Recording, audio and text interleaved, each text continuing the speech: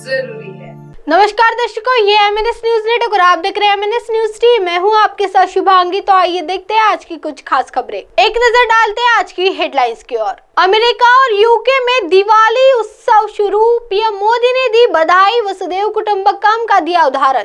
अगर दूसरों का दर्द नहीं समझेंगे तो विदेश मंत्री जयशंकर बोले, आतंकवाद का सबसे बड़ा पीड़ित है भारत।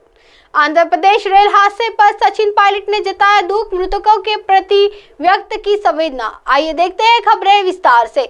अमेरिका और यूके में दिवाली उत्सव शुरू, पीएम मोदी ने दी बधाई, वसुधैव कुटुंबकम का दिया उदाहरण। यूएस में न्यूयॉर्क शहर के टाइम्स स्क्वायर में दिवाली उत्सव शुरू हो चुका है। प्रधानमंत्री नरेंद्र मोदी ने टाइम्स स्क्वायर पर दिवाली मना रहे सभी न्यूयॉर्क वासियों को एक विशेष संदेश भेजा। उन्होंने कार्यक्रम की सराहना करते हुए इसे वसुधैव कुटुंबकम का बेहतरीन उदाहरण बताया। यहाँ पर दिवाली आयोजन की परंपरा 2013 से चल रही है।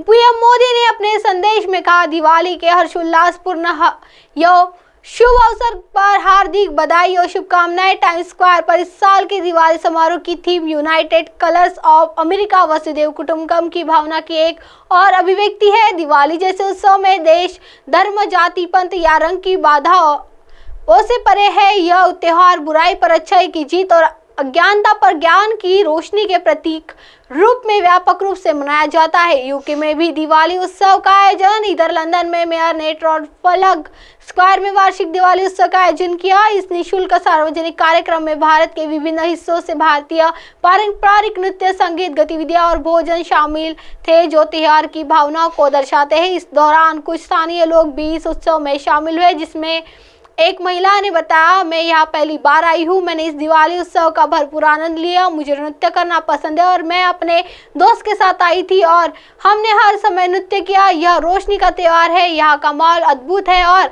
लोग बहुत मिलनसार है। परदेश में रहकर दिवाली का अनुभव, वही भारतीय मूल के जो लोग इस उत्सव में शामिल थे उनमें से एक लड़की कहती है, यह पहली बार है जब मैं भारत में बाहर दिवाली का अनुभव कर रही हूँ। यहाँ घर से दूर एक घर जैसा महसूस हो रहा है। मैं भारतीय भोजन की लालसा कर रही थी और आखिरकार मुझे यहाँ इसे खाने का मौका मिला। उत्सव का माहौल दिवाली के लिए एकदम सही शुरुआत है और हमें बिल्कुल भी घर की याद नहीं आ रही है। आइए बढ़ते अगली खबर की ओर।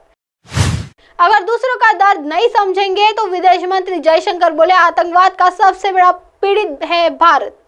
केंद्रीय मंत्री एस जयशंकर ने मध्य प्रदेश राजधानी भोपाल में आयोजित एक टाउन हॉल में शिरकत की। इस दौरान विदेश मंत्री ने आतंकवाद समेत कई मुद्दों पर बात की। जयशंकर ने कहा, हमें उन लोगों से जुड़कर खुशी हो रही है जो मानते हैं कि यह भारत का समय है। आतंकवाद के मुद्दे पर चिंतित रहा है भारत। जयशंकर विदेश मंत्री जयशंकर ने आतंकवाद के मुद्दे पर बोलते हुए कहा कि भारत हमेशा से ही आतंकवाद के मुद्दे को लेकर चिंतित रहा है।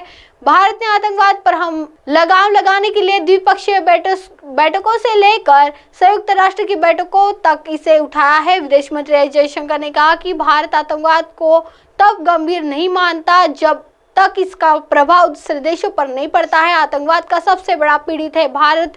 जयशंकर ने कहा कि भारत ने आतंकवाद के खिलाफ हमेशा कड़ा रुख अपनाया है क्योंकि हम आतंकवाद के सबसे बड़े पीड़ित हैं। उन्होंने कहा कि जब भारत आतंकवाद का शिकार होता है तो तभी हम इसे महत्वपूर्ण मानते हैं, लेकिन जब ऐसी घटनाएं दूसरे देशों में होती है तो हमें इसकी परवाह नहीं होती। अगर हमें इसकी परवाह नहीं हो तो हमारी कोई विश्वसनीयता नहीं रहेगी। हमें अपनी बात पर कायम रहना होगा। भारत सरकार के अभियानों को विदेश मंत्री ने सराहना की। साथ ही उन्होंने भारत सरकार द्वारा विदेशों में फंसे भारतीयों को निकालने के लिए चलाए गए अभियानों की भी तारीफ की। उन्होंने कहा कि भारत सरकार ने कई देशों में संघर्ष के समय में फंसे भारतीयों को सुरक्षित निकाला है। आइए बढ़ते अगली खबर की ओर। आंध्र प्रदेश में रेल हादसे पर सचिन पायलट ने जताया दुख, मृतकों के प्रति व्यक्त की संवेदना।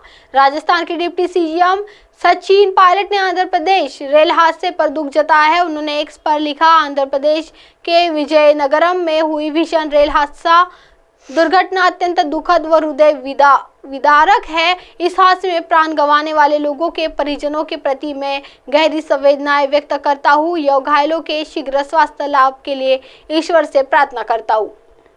अब आप हमारे चैनल को आपके मोबाइल पर भी देख सकते हैं। मोबाइल ऐप पर देखने के लिए play store MNS news T app download करें। इंस्टाग्राम, ट्विटर, हाइकूक, फेसबुक और कई सोशल मीडिया प्लेटफॉर्म पर हमारा चैनल उपलब्ध है। आप इसे यूट्यूब पर भी देख सकते हैं। आप हमारे चैनल को लाइव भी देख सकते हैं www.mnsnewst.com पर। फिलहाल वक्त हो चला है दर्शकों ब्रेक का।